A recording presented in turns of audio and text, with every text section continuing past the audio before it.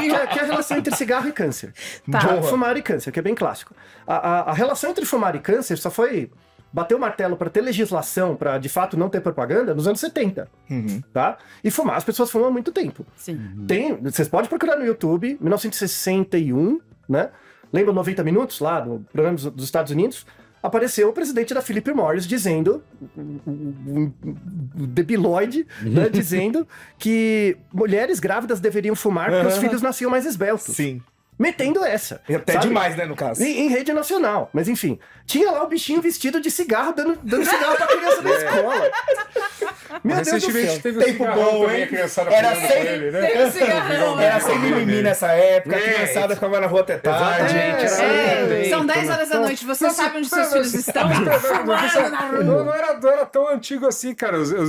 Meus heróis de infância, assim, esportistas, andavam desfilando com Isso. logos de cigarro. Claro, né? Hollywood, né? Essas coisas todas. Então, então, vamos pensar a relação entre cigarro e câncer, tá? No início, vamos pensar que é uma relação nova. Ninguém testou ainda relações cigarro e câncer. Aí começou a aparecer muito caso de câncer. Não era esperado ter 50 casos por ano, tá tendo 500, sabe?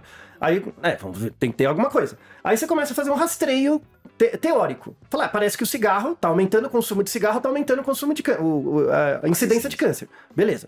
Então, o primeiro estudo é chamado estudo transversal. É um estudo em que você vai pegar o máximo de tamanho de amostra que você tiver, você vai pegar todos os casos que você tem, porque é uma associação nova, né? Só que quando você pega todo mundo, você vai ter muito falta de fator de inclusão e exclusão.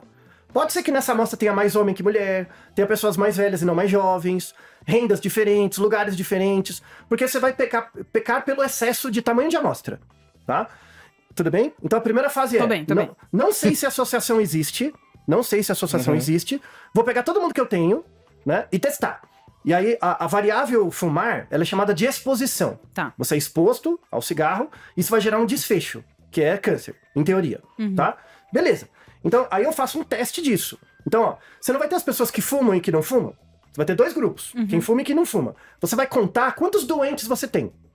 Quantos doentes você tem em quem fuma versus quantos doentes você tem em quem não fuma. Isso é chamado razão de prevalências. Você vai dividir duas prevalências. A prevalência de câncer em quem fuma e a prevalência de câncer em quem não fuma. Ok. Se o resultado der 1, quer dizer que o número de doentes é o mesmo nos dois. Então não tem associação. Tá. Se o resultado é maior que 1, você tem mais doente no exposto, que fuma, do que no não exposto. E aí, esse resultado, eu posso publicar como um dado. Eu publico, outros pesquisadores veem. Sim. Só que É um dado que você encontrou. encontro e Sim. publico. Foi o que aconteceu no começo da Covid. No começo da Covid só tinha estudo transversal, né? Você pegava muito N, tinha o tamanho de amostra grande, só que tinha muito viés da amostragem. E tudo bem, faz parte. Lembra da Zika e microcefalia?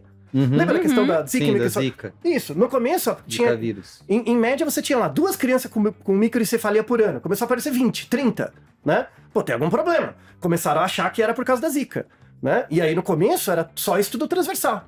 Pegava o N grande, o N que tinha, fazia o teste a razão de prevalência e dava. Parece que tem uma associação. Aí, com isso, eu consigo pedir dinheiro para fazer o caso controle, que é o segundo tijolinho. O caso controle é um estudo que é chamado de causalidade reversa. Então, por exemplo, eu acho que pessoas que fumam têm câncer. Vai ter mais chance de ter câncer de pulmão. Eu acho, né? Um jeito de testar é fazer o contrário. Eu pego o desfecho e olho para a exposição. Eu faço o contrário. Então, eu acho que se você fuma, aumenta a chance de ter câncer. Então, eu pego um monte de pessoas que têm câncer e que não têm e vejo se elas fumam ou não. Percebe o caminho contrário? Sim. O caminho é de fumar pro câncer. Eu pego o contrário. Eu pego um monte de pessoas Do câncer pro fumo. cigarro. pro fumo. Isso é chamado causalidade reversa. Excelente. É isso que o caso controle faz.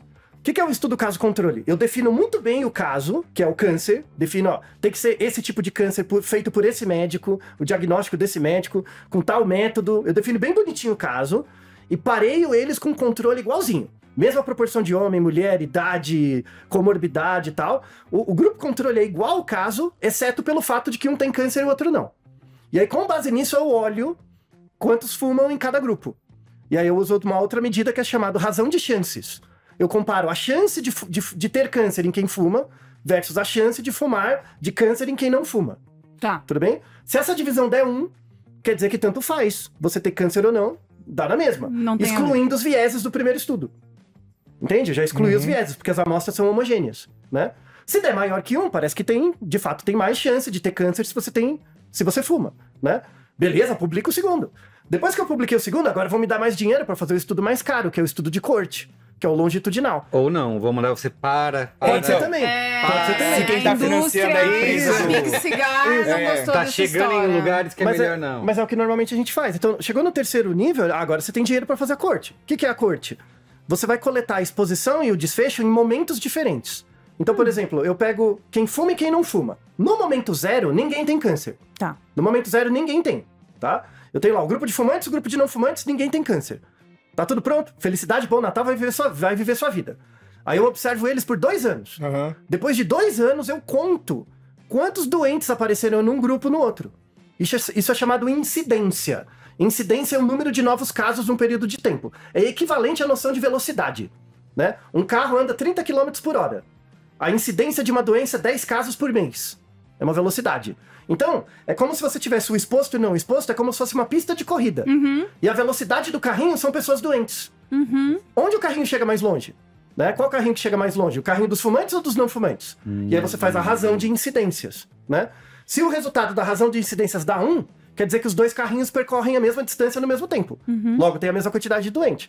Se der maior que 1, quer dizer que um carrinho vai mais pra frente que o outro. Né? E aí, com esses 3 estudos juntos, aí eu consigo comprovar.